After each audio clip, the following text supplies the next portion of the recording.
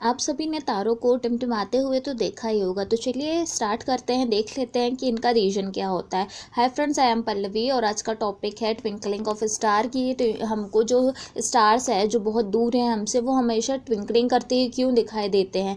तो इसके to reason रहते हैं। एक तो रहता है रिफ्रैक्शन, मतलब जो भी लाइट जा रही है वो क्या हो रही है, कहीं पे भी किसी भी ऑब्जेक्ट पे जा रही है तो वो थोड़ी सी बेंड होके और उसके बाद उसी वे में वापस आ जाती है। उसके बाद होता है टर्बुलेंट। टर्बुलेंट मीन्स होता है जो भी चीज़ है वो क्या है, एटमॉस्फेयर में जितनी भी डस्ट पार्टिकल है उससे ऐड हो रही है और उसके बाद हमारी आंखों में पड़ रही है, उसको हम बोलते हैं टर्बुलेंट। मतलब कोई भी चीज़, अगर आपको बॉल है, बॉल ऊपर से आप नीचे से आप उछाल रहे हो तो ऊपर से हिलती हुई ही दिखाई देगी, क्योंकि एटमॉस्फेयर में बहुत सारी एयर प्रेजेंट है जो उसको हमेशा मूवेबल कंडीशन में दिखाती है। उसके बाद है रिफ्रैक्शन। तो आपको पता होना चाहिए कि रिफ्रैक्शन की मेन डेफिनेशन क्या होती है।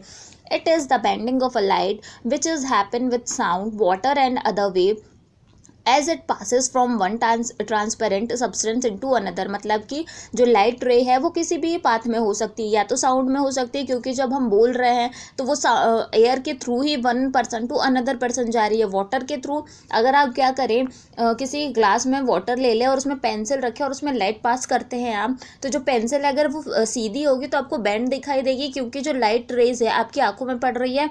मतलब पहले वो जाएगी किस में, पेंसिल में टच होगी, पानी के डेप्थ तक जाएगी और रिफ्लेक्ट होके थोड़ी सी बेंड, जो भी ऑब्जेक्ट है जैसे पेंसिल है उसको बेंड दिखाएगी। तो इसको बोलते हैं रिफ्रैक्शन। अब उसके बाद होता है टर्बुलेंट। टर्बुलेंट क्या होता है, it mixes and churns the atmosphere and causes water vapour smoke and other substance. मतलब कि क्या है, एयर में जो भी पार्टिकल मिल जाते हैं उसको धुंधला सा बना देते हैं, उसका टर्बुलेंट होता है।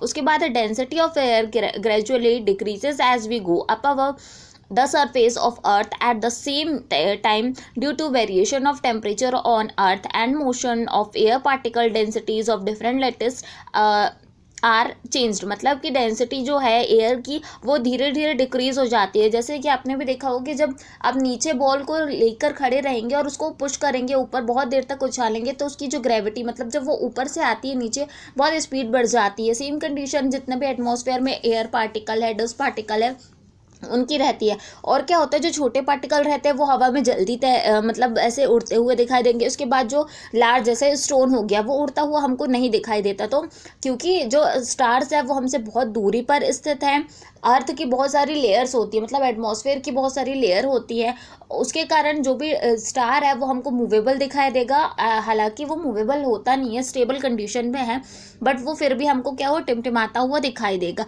Those light rays coming from star continuously changes their paths, bend toward normal, sometime more and sometime less। क्या हो जाएगी, जो उसकी लाइट रेज है वो हम कंटिन्यूसली चेंज हो रही है, हमेशा एक जैसी लाइट नहीं रहती, जिसके कारण उसका जो पाथ है हमेशा चेंज होता रहेगा, कभी ज़्यादा हो जाएगा कभी कम हो जाएगा। This is called twinkling of star. Light rays reaching an observers eyes on earth continuously change in number. तो ये जो लाइट रे है वो हम, क्योंकि लाइट हमेशा पास हो रही है, हमको अगर कोई चीज़ देखना है, विजन करना है, तो उसके लिए हमको लाइट की ज़रूरत होगी। जैसे ही हम ऊपर देखते हैं तो बहुत सारी रेस के कारण, एटमॉस्फेयर के कारण, और हवा और टाइम चल रही है और हमारी अर्थ भी मूव कर रही है, तो एटमॉस्फेयर की जितनी भी लेयर्स है वो क्या करेगी, एक पाथ बनाते चले जाएगी और बेंड करते जाएगी रेस को, जिसके कारण जो भी ट्विंकल, मतलब जो स्टार है वो हमको ट्विंकलिंग करते हुए कभी ज़्यादा दिखाई देंगे। आप नोटिस करना, जब कभी आपको बहुत ज़्यादा टिमटिमाते हुए दिखाई देंगे, कभी बहुत कम दिखाएंगे। क्यों? क्योंकि जो एटमॉस्फेयर की एयर है वो उसके ऊपर डिपेंड करते हैं। और वीडियोज़ के लिए आपको करना है मेरे चैनल को लाइक, शेयर और सब्सक्राइब।